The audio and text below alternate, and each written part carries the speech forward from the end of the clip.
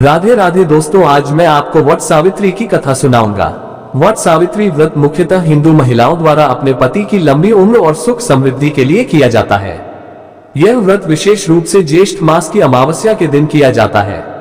इस दिन वट वृक्ष की पूजा की जाती है। इसका संबंध सावित्री और सत्यवान की पौराणिक कथा से है। वट सावित्री व्रत कथा बहुत समय पहले की बात है। राजा अश्वपत नामक एक राजा थे जिनकी कोई संतान नहीं थी। उन्होंने तप करके संतान की प्राप्ति की कामना की। तब उन्हें एक कन्या प्राप्त हुई जिसका नाम सावित्री रखा गया। वह अत्यंत रूपवती, बुद्धिमती और धर्मपरायण थी। जब सावित्री विवाह योग्य हुई तो राजा ने उसे स्वयं योग्य वर चुनने की अनुमति दी। सावित्री ने वन में तपस्वी जीवन व्यतीत कर रहे राजा द्युमत्सेन के पुत्र सत्यवान को अपना पति चुना। सत्यवान एक धर्मात्मा, विनम्र और निष्ठावान युवक था। लेकिन नारद मुनि ने सावित्री को बताया कि सत्यवान अल्पायु है और 1 वर्ष के भीतर उसकी मृत्यु निश्चित है। फिर भी सावित्री ने सत्यवान से विवाह किया और ससुराल चली गई। वह अपने सास ससुर की सेवा करती और हर दिन व्रत उपवास करती। जब सत्यवान की मृत्यु का दिन आया तो वह उसके साथ वन में गई। वहां सत्यवान ने लकड़ियां काटते समय सिरदर्द की शिकायत की और उसकी गोद में ही प्राण त्याग दिए।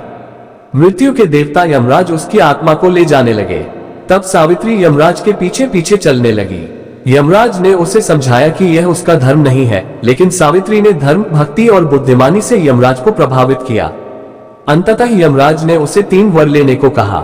सावित्री ने पहला वर मां बाप की संतान, दूसरा ससुर के नेत्रों की रोशनी और राज्य वापसी तथा तीसरे वर में सत्यवान के 700 पुत्रों की मां बनने का वर मांगा।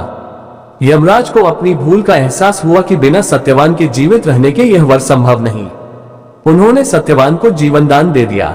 इस तरह सावित्री की दृढ़ निष्ठा, तप और प्रेम से उसके पति को नया जीवन मिला। स्त्रियां व्रत रखती हैं, वट वृक्ष की पूजा करती हैं। वृक्ष के तने के चारों ओर कच्चा धागा सूत्र लपेटा जाता है। सावित्री सत्यवान की कथा सुनी या पढ़ी जाती है। व्रत का समापन ब्राह्मणों को भोजन कराने और दान देने से होता है। अगर वीडियो पसंद आए तो कमेंट में राधे राधे जरूर लिखे। धन्यवाद।